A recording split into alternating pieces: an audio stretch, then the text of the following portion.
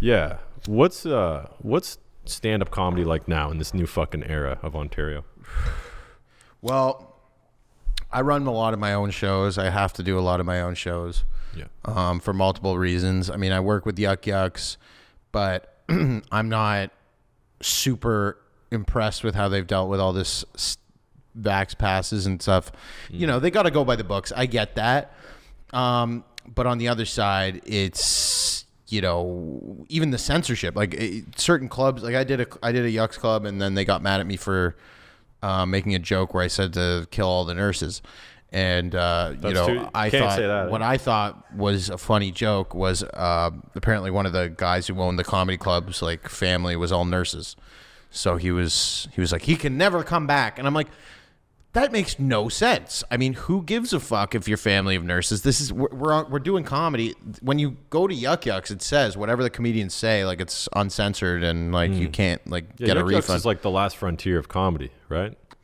But they're still at risk of people coming in who are new, running the clubs, and they don't understand that it has to be like that. But anyway, so I run my own shows right now. I'm doing a secret show at a secret location in Toronto. Like a tent going on or some shit like that? No, it's like a bar. Allegedly? It's like a legit bar. Yeah. Allegedly. And it's if you want to buy tickets, benbankas.com. Yeah. And you can buy tickets. We're doing it every week. What's the vibe like until I disappear from this country? You know, previous.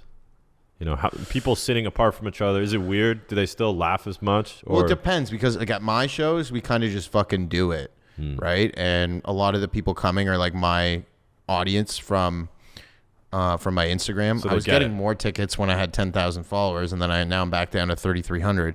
But I'm still selling like 25 tickets. This past weekend, we sold 60 tickets, 2 nights, 30 tickets each. Yeah. Each night, Friday and Saturday.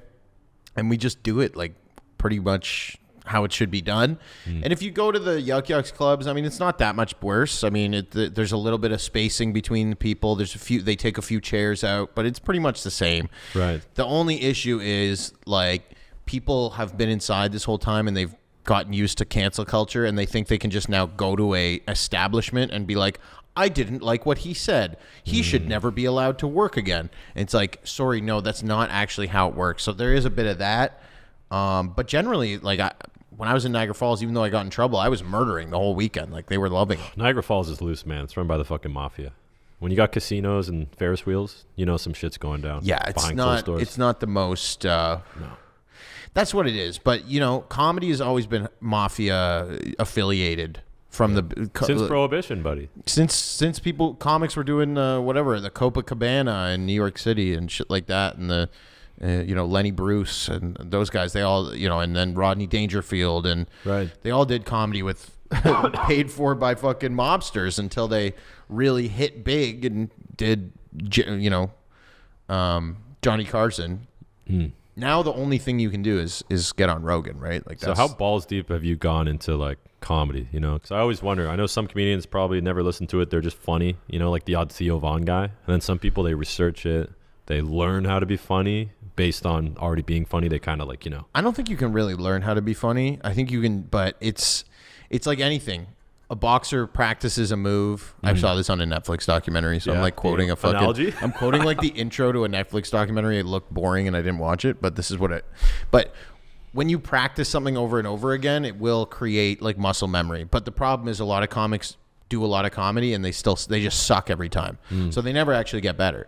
But I've been doing this for 10 years, and yeah, like you start out, you're not as funny, but you're still a funny person. Right. And then you kind of learn how to write jokes and stuff like that. But it's not really like going out and learning. It's like you said, just listening to a lot of comedy. Like I listen to all the Richard Pryors and all that bullshit and, fucking George Carlin and then Steve Martin. Like I know the history of comedy pretty well and all the comics that came before me. And I think that's interesting in whatever you do. Like you should know the history of like for you probably know a lot about like other YouTubers and like what their stories and.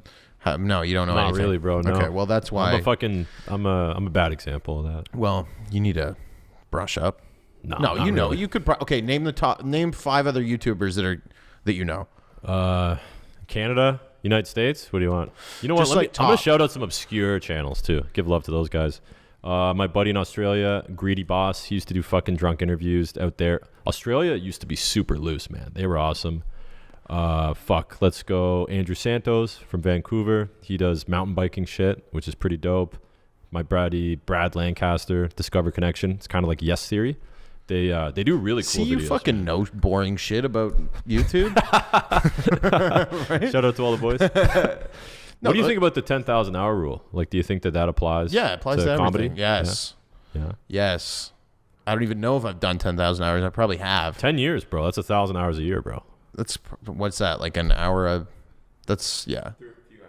Yeah, it's like 3 hours a day. You know what's fucked up? The average time people use their phone is 5 hours a day. I think it takes 10 years to get good at comedy. And then I think the 10 to 15 is where you kind of have to like, you have that chance to like make your career happen. And then once you're 15 to 20, if it's not like, if you're not fucking killing it at that point, I think it's time to. Do you just get like one good set and you tour locally? Is that what happens? Is that the trap? Because I've heard something like that. Like What do you comedians mean?